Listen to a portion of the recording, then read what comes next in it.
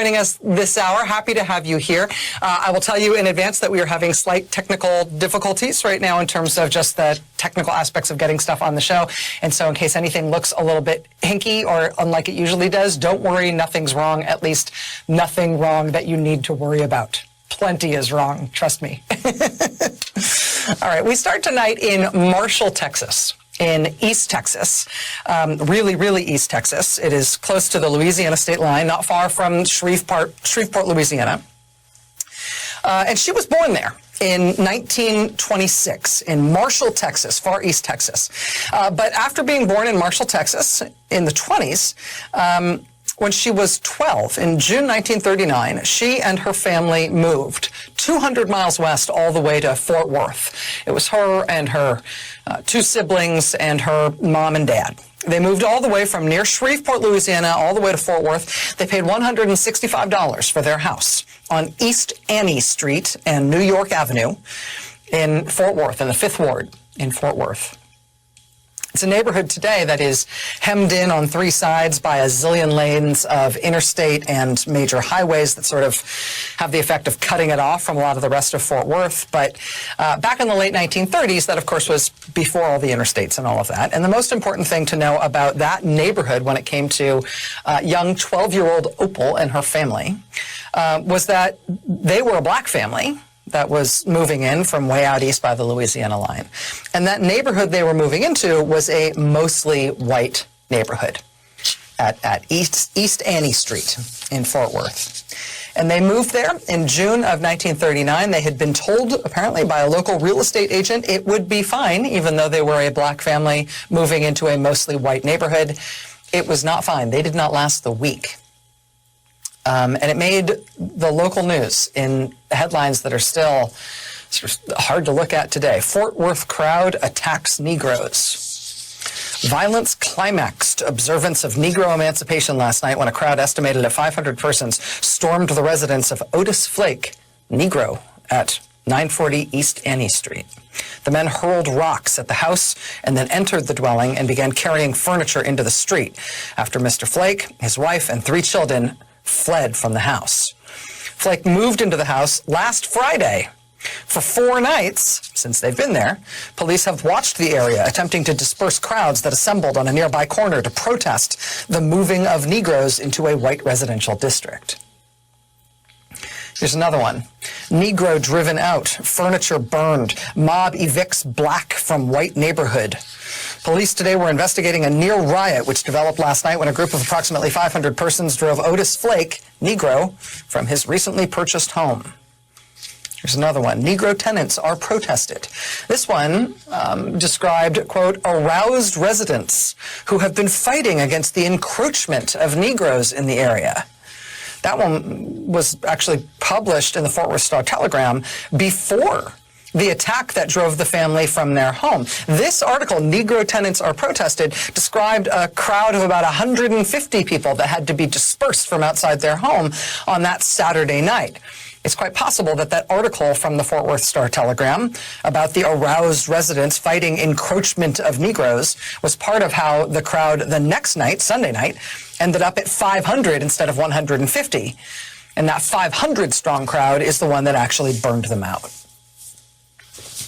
About 10 years ago, Bud Kennedy at the Fort Worth Star-Telegram dug up some of these old headlines of that attack on the Flake family for a column he wrote about it. From the local headlines and the stories he was able to piece together from the time, he was able to sort of fit together the way it evolved. Police might have said they were investigating the, quote, mobbing. Police told the local press at the time that, in fact, the mob destroyed the family's furniture, broke windows in the house, damaged the building, hit a man at the scene with a baseball bat. The next day, quote, youths came into the house and turned on the gas jets and then fled so the building would burn, too. Even though that's what happened, and the police were supposedly on it, and they had been on it for 4 straight nights by the time the family was finally burned out, nobody was ever arrested, apparently. According to Bud Kennedy, quote, nothing further was ever published about the incident or any investigation. And like I said, she was 12 years old when it happened, one of the 3 children of Otis and Maddie Flake, who were burned out of that home in June 1939. She was interviewed about it later by a reporter named Angelique Jackson, and she told Jackson this. She said, quote, "People gathered. The police couldn't control them. My dad came home with a gun, and the police told him if he busted a cap, they'd let that mob have him." She says, quote, "If they had given us an opportunity to stay there and be their neighbors, they would have found out we didn't want any more than what they had. A decent place to stay, jobs that paid, to be able to go to school in the neighborhood, even if it was a segregated school. We would have made good neighbors," she said, "but they didn't give us an opportunity. And I felt like everybody needs an opportunity." Again, that attack that burned the Flake family out of their home on what was literally the 4th night they were trying to sleep in that home, that happened in 1939, the summer of 1939 in Fort Worth, Texas. But I want to put back up on the screen there for a second one piece from that coverage from the time, that quote about when exactly it happened. Remember this lead here from that first story from the AP that I mentioned? "Violence climaxed observance of Negro emancipation late tonight, when a crowd estimated at 500 persons stormed the residence of Otis Flake. Violence climaxed observance of Negro emancipation." What that awkward language from the newspaper in 1939 tells you is that this attack happened specifically on June 19th, 1939. It happened during the observance of the emancipation of African Americans in the United States. It was June 19th, 1865, when General Gordon Granger and his Union troops rode into Galveston, Texas. This is after the end of the Civil War. And he issued General Order Number 3 for the first time, bringing news to the 250,000 enslaved black people in Texas at the time that by law they were now free. There's actually a huge mural there now in Galveston on the site where General Granger issued that proclamation. It says absolute equality. See that? And June 19th has been celebrated in Texas, in the state of Texas, for a very long time. It's been a paid state holiday in Texas since 1979. As in that local news article from 1939, the date was sometimes sort of delicately described as the observance of Negro emancipation. But what we call it now is Juneteenth. Vice President Kamala Harris said today at the White House, "Throughout history, Juneteenth has been known by many names: Jubilee Day, Freedom Day, Liberation Day, Emancipation Day. Today," she said, "it's a national holiday." Despite the attack on her family home in 1939, when she was just 12 years old, both young enough and old enough to be deeply scarred and scared for life by something like that, young Miss Opal, again, 12 years old when it happened, she survived that attack along with her 2 siblings and her mother and father. She would go on to play an important role in local celebration of that holiday in Texas, specifically in Fort Worth, where she has lived the rest of her life. She was a teacher. She went on to work for local charities. She ultimately became part of the Tarrant County Black Historical and Genealogical Society, which led the local Juneteenth celebrations every year. But in 2016, when it was President Obama's final year in office as president, as America's first black president, Miss Opal, her name is now Opal Lee, she basically decided that she was going to go for broke, that she had been doing this work her whole life. She had a special reason for this to mean something very important to her, to turn it into something positive in her life. But she decided she would go big. She had written a letter to President Obama, essentially sort of warning him in the nicest possible way that she was going to come to Washington at some point, and the point of her trip would be that this Texas holiday, Juneteenth, should be celebrated all over the country. It should be a national holiday marking the end of slavery, not just a Texas holiday. She thought we should actually celebrate as a country from June the 19th all the way to July the 4th for Independence Day. Same way we celebrate Mardi Gras for a big chunk of February. She was saying, let's celebrate liberation and independence as a whole country together for the whole end of June through the first week in July. Juneteenth in June to July 4th in July. Let's make that our national reflection and celebration of independence, liberation, freedom. So she had sent President Obama her letter. But then in 2016, when it was his last year in office, she decided she would go see him. She would walk to Washington, D.C. from Fort Worth, Texas. She was 89 years old when she did that. Again, that was 2016. She has been leading a national effort to try to have the holiday recognized all these years. She said that she wanted to bring 100,000 signatures on a petition to Congress when she went to Capitol Hill in 2020. By the time she actually got to Capitol Hill with her petition in September of last year, September 2020, she didn't have 100,000 signatures on her petition. She had 1.5 million signatures on her petition.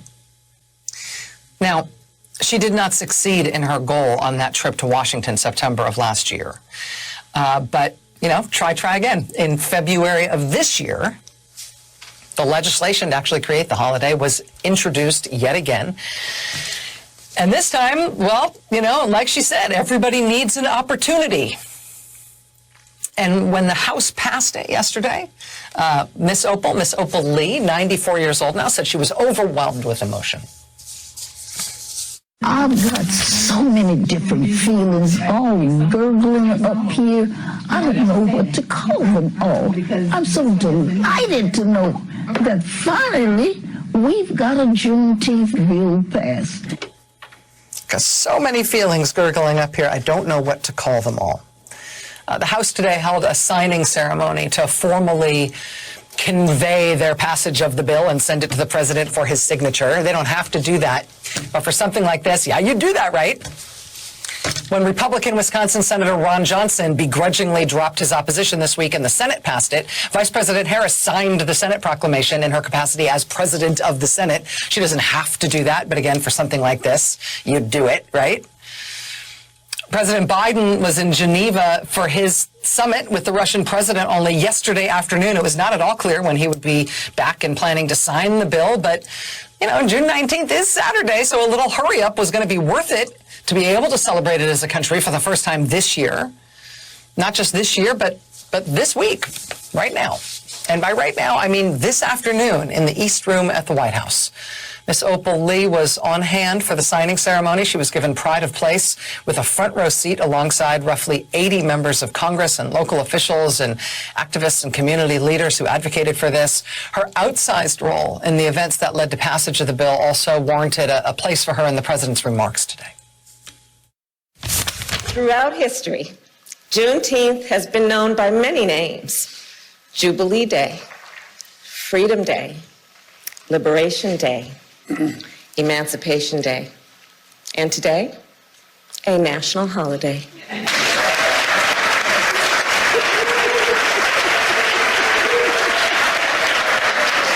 And looking out across this room, I see the advocates, the activists, the leaders who have been calling for this day for so long, including the one and only Miss Opal Lee.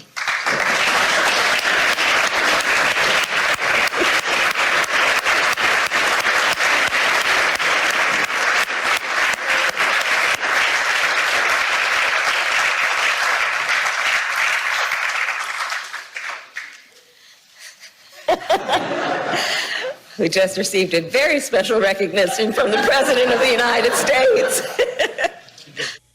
Opal Lee today receiving special thanks and congratulations from a kneeling President of the United States. You don't see that very often. After that acknowledgement, it was President Biden's turn to mark the occasion. The president noted that Juneteenth celebrates a day of what he called profound weight, but also profound power. A day on which Americans must remember, quote, the moral stain and the terrible toll that slavery took on the country, but also its extraordinary capacity to heal and to hope and to make a better version of ourselves. President Biden said today it was not enough just to commemorate Juneteenth, to honor the true meaning of Juneteenth. We have to continue toward that promise because we have not gotten there yet. He said his administration is committed to getting there. He also referenced the continued attacks on voting rights led by Republican-led legislatures across the country, saying the journey would not be easy so long as the sacred right to vote remains under attack. And then he, too, singled out Ms. Lee for helping us to get to where we find ourselves today as a country. We're blessed to mark the day in the presence of Miss Opal Lee. As my mother said, God love her.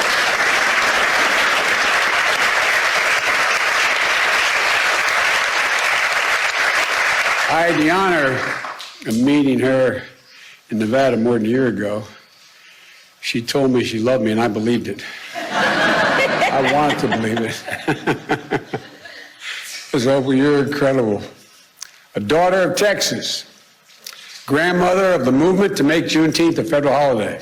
You are an incredible woman, Ms. Opal. You really are. She's made it her mission to see that this day came. It was almost a singular mission.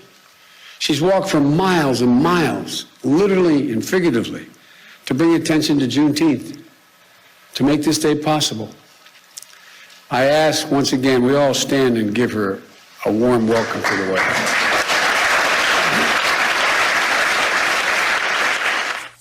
"94 years old, and remarkable acknowledgement of the work of Miss Opal Lee today at the White House. You think about the two sides of this in her life, right? 12 years old, Juneteenth, 1939. Her family is burned out of their home in Texas by a white mob. There is never anybody held accountable for it, never anybody arrested. She lives her life celebrating the Juneteenth holiday in Texas, helping Texans recognize it, and they do in that state. She decides the country needs to recognize this holiday, not because of what was done wrong to her that she wants the country to know about. It's the last thing she ever wants to talk about anytime anybody interviews her about this crusade. It's about celebrating the end of slavery. Turning that day, which for her family was the darkest day imaginable, into something that is bright and positive and a moment of reflection for the country. After that recognition today from the president, of course, it was time to sign the bill. The president called it an enormous honor to do so. He said today's signing would go down as one of the greatest honors of his presidency. He made sure that Ms. Lee got a special souvenir to mark the historic day. She got the first pen he used. She seemed bowled over by the pen to the point where she dropped it, but Vice President Harris picked it up for her. She said thank you. And, and this is not to say that things are not going to get weird about the observance and recognition of this holiday. Things are particularly weird on the right now in American politics. And so how is this holiday going to roll out across the country? We'll see. Congress and the president cannot actually proclaim a national holiday. It's being shorthanded today as a national holiday, but it's not. Congress and the president can't force the wide observance of something in the same way in all 50 states. They can only declare a federal holiday, not a national holiday. That just means it's to be observed by federal workers wherever they work in the country. It's also to be observed in Washington, D.C. But in every state, it's every state's call as to whether or not they acknowledge and recognize the holiday and how they do so. And it's an interesting political dynamic that in Texas, Juneteenth has been observed as a paid state holiday since the end of the 70s.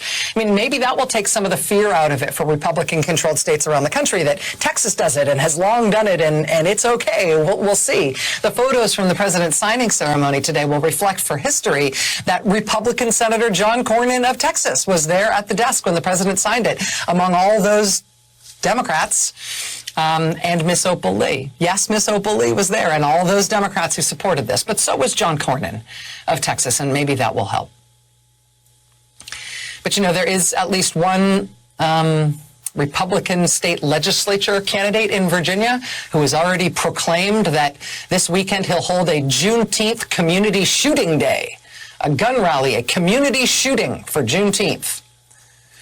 The good folks at Fox News prepared last night for the signing of this new law commemorating the end of slavery today by running an interview by one of their primetime hosts that was all about how black people just have lower IQs than white people. And that explains why black people do get paid less for their work and why they should get paid less, because of the biological inferiority of the black race. That wasn't 1939 at that mob attack on East Annie Street in Fort Worth. Well, actually it was.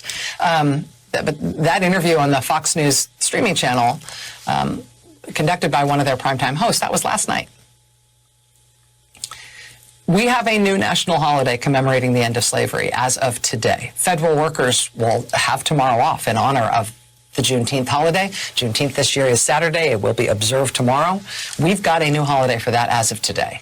Thanks in large part to Opal Lee. We've also got a long, long, long way to go on this, and it is not going to be a straight line.